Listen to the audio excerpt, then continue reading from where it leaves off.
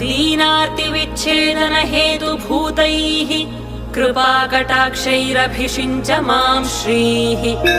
अम्ब प्रसीद करुणासुधयार्द्रदृष्ट्या मां त्वत्कृपाद्रविणगेहमिमं कुरुष्व।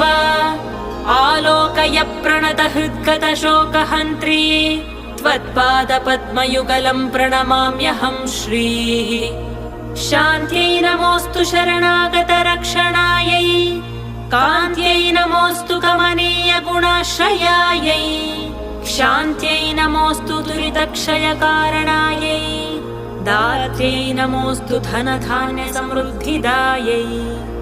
शक्त्यै नमोऽस्तु शशिशेखरसंस्तुतायै रत्यै नमोऽस्तु रजनीकरसोदरायै।